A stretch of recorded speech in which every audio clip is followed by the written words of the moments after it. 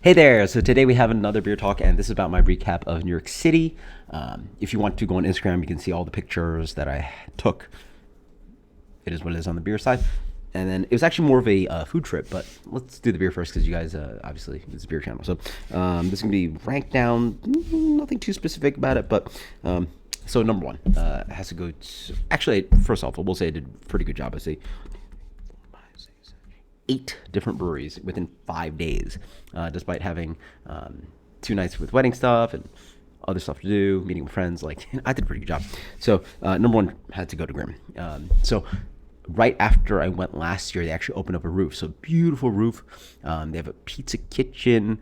And actually, when I visited, the roof was actually busier than the regular tap room, which is pretty cool. And the roof is actually pretty big. They have a big pizza oven there, a little bit pricey on the pizza side, but from what I understand, very good stuff. And their sours are absolutely insane. Had a really tasty hazy IPA there as well, and just they had a really delicious mixed fermentation raspberry tart cherry sour ale that went amazing with their duck liver mousse. Big fan of duck liver mousse, and personally, I sort of wish, sort of recommendation from Grimm. So in Denver, we went to a place called Cart Driver. If you go to Denver, you have to go. We literally went twice, despite like our whole group only be there for a couple days. Those Neapolitan kind of pizza stuff, but like they have dough, obviously. Like your pizza place, you got dough. Just throw the dough in the oven, and you get some. You make bread, right? And then they have this beautiful spread where you have like duck liver mousse, sardines, some spreads, some spicy chili, tomato stuff, right? Like you could build a delicious plate. And honestly, I'd arguably eat that over Neapolitan pizza. I like pizza, but I'm sort of a little bit of like a snob. Not a big Neapolitan guy like Dave Portnoy. So I asked them like, hey, you got duck liver mousse? Can I just get like bread or something? But they didn't do that. They'd have like these spent grain crackers, which were actually pretty good. But with duck liver mousse, you want some like bread, right? Anyway, that pairing with their mixed fermentation raspberry cherry sour with the duck liver mousse, just insane. Like that's one of the best pairings I've had in a long time. So their beers are fantastic. Love the tap room. Love the upstairs. Didn't try the pizza, but try some of the food. Just kill yourself. Next on the list, I went to LIC Finback. So shout out to Zach, who's actually a bartender at the tap room, fan of the channel. Beers are all fantastic. And actually, one of the cool things is that my friend, one of my best friends, one of the tips there is actually not only order off the draft list, but to pick out their like 500 ml clear mixed fermentation bottles for sours, and they're just freaking fire. Like really good sour stuff. So like, don't only focus on the draft list. Like, get some bottles and share with friends, and they were really good. Incredible stuff, great lagers, and then man, the food was incredible. I must probably talk about the other food stuff, their Asian inspired menu on the food video I'm gonna do next. So then, first time I got there, first thing I did, bang, hit Fifth Hammer. I was staying in Long Island City. They have delicious cask ale going on, smoked Helles, just absolutely delicious. Fifth Hammer doesn't refuse to impress. So that's one of the brews I hit in, or I guess I hit 2 brews in LC, but Fifth Hammer is really good. Then I hit the new spot, Test Brewery, right in the middle of like Metropolitan and like Williamsburg, like in all of that nightlife, like right by the water, kind of like near the water, kind of stuff, like right by Bedford metropolitan area. I hope that first, that location is absolutely insane. How they're paying that lease, I don't understand. They're literally like across the street from like the Sport in Deauville that recently just closed, which is a classic New York City beer bar. But they only had the outside beer garden, which is actually beautiful, but it's stupid hot in New York City currently. I thought I'd like get to escape the heat going up to New York. No, I did not. I escaped the humidity, but the heat was just as intense. So I was sweating the whole time. I think they're having a bar built as well. Actually, they're contracting the beer right now. I actually don't know where it's from, but they're making. This is honestly some of the only hazy IPA I had the entire trip. It was freaking amazing. The rumor is the test breweries from one of the Root and Branch guys. I don't know, but really fantastic stuff. The Kelly beer is fantastic. I tried 2 of the hazy double IPAs. Really good stuff. Like, we're talking like, other half, blah, blah, like top tier quality. Got to visit KCBC. their kettle sours are not really like super fire. Like I've had really amazing ones. They were pretty good. The barrel aged peach sour was fantastic. West Coast IPA still slaps. So beautiful tap room, nice stuff. What else did I go? I went to Niteglow. So Niteglow, I'm a great New Yorker by the way, despite not being a New Yorker anymore. Niteglow opened up in Bushwick, taking over the former brewery, which would be Non Sequitur. And my friend, like who I stayed with afterwards, he lives in Williamsburg and didn't even know Niteglow opened up. So like that's how kind of a New Yorker I am, I guess. Like I don't know. I'm just like on top of things all the time, despite not be living in New York anymore. But it is a tiny little tap room. Geez, not far, like half mile from KCBC, and it's now very coffee centric. So very like fancy coffee. We're talking about like bags of coffee that are $26 from like foreign countries. Like I don't think they even make coffee in Korea, but like they had a Korean bag of coffee. I don't know what that means. I'm not a big coffee guy, but something definitely I should be probably interested in. But like you could definitely get like a $13 coffee there. So think about that. But all side pulls, which is pretty interesting.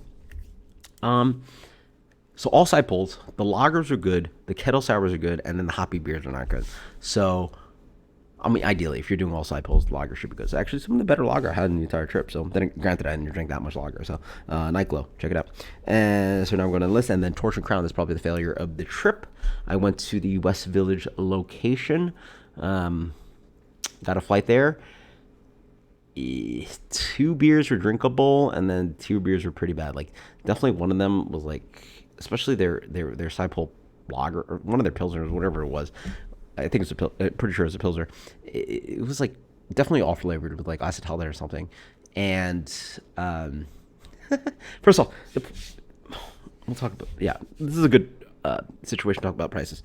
I ordered flights out of like 2 or 3 of these or 2 or so out of these breweries, and man, prices are nuts now. The flight's going to charge you $20. You're looking at like $9 to $10 a beer, and you may or may not get a pint. Like if you want a full pint of beer, you're definitely paying $9 to $10 at least, and you're definitely not getting, So a flight for $20, right? And left, like, finished. I think I finished 2 and like left 2 of them mostly full, and it's like, it's $20, and like in my world, you're not gonna, you don't leave $1 on a $20 tab, right? Like I left $5, like you're. Pour me 4 different beers, I'll leave you $1 at least, right? So, and literally, how was the beer? Well, I think this one actually has, has an off flavor, blah blah, and like I literally just helped out with this. Literally, I was like, oh, cool, and just walked away. So like, asked about the beer, didn't even care, and just walked away. So the service was pretty questionable. And then like, especially when you leave that much beer in a flight, generally like in my world, like, oh, like, can I get you something else? Like, what was wrong with it? Just like, hey, and I try to explain there's something probably wrong with the beer. Walked away. So I don't think anybody recommends Torch and Crown, so skip that one. And then honorable mention goes to Randolph, and actually just visited there because the wedding was actually like blocks away from the Randolph location in Dumbo.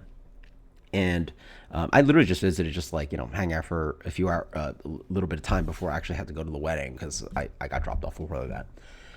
And I got to see a couple of my former coworkers. It was really great. Like, I moved out like New York like 5 years ago, which is really cool to see like people still working there and catch up and blah, blah. And what they've done to the space, well, the beer was like, okay, I had like 1 beer. It's like, okay, whatever. But the space is absolutely insane. Like, it's just such a cool, like they expanded it 3 times now. Yeah, something like that. Like it's literally like an adult playground. I love the atmosphere. It is on the pricier side. Again, everything's pricey. Like I don't think any of these breweries were a good deal. Like I can't tell you to go to any of these breweries and be like, oh, you're getting a real good deal here. Like everything's expensive now in New York City, so I can't really say anything about that. But I just really like it's almost like adult playground. Like don't be a craft beer person and try to go there and all that stuff. Like it's just cool. Like it have its like pinball machines and indoor bowling and then they built this insane rooftop bar right over Dumbo, over the Manhattan Bridge, and it's just like I was literally day 0 employee opening up that place, and to see the expansion of that place, how nice it's gotten, is really cool. Again, it's not really helpful for you craft beer people, but like if you just want a night out and bring some people to do something fun, like I stopped by last year, and I stopped by again this year, and like man, now the rooftops available. I think the rooftop's been available. I just didn't visit last year, but it just seems like if you're in Dumbo, it can't be too much cool stuff to do, and like a rooftop bar, beer, all this like skee ball and yeah, I don't know if they have skee ball, like whatever. They got all kinds of cool. It's like adult playground, so it seems pretty cool.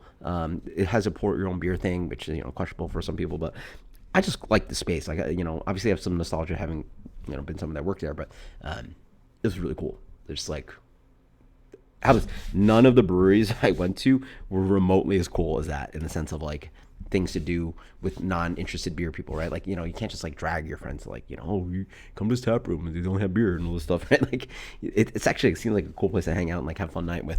I will say I didn't also sort of regret not trying the physical wines from Grimm. Uh, Grimm not only expanded to wine, but also not only pizza, but also wine too. And that's something I probably should check out. But I just drink mostly their mixed fermentation sour beer. Absolutely fantastic. It's a good beer trip. I get to try some new stuff. I mean, hell, I tried a new Finback LIC new one, Test new, Niteglow new, Torch and Crown new. Try a few new places. I didn't get to do the whole Gowanus trip, which is obviously like insane because you get to do like my favorite brewery out there, Wild East and Threes, and do the other half tasty stuff. But got to get a little taste of good beer, and it was pretty fun. And yeah, cheers.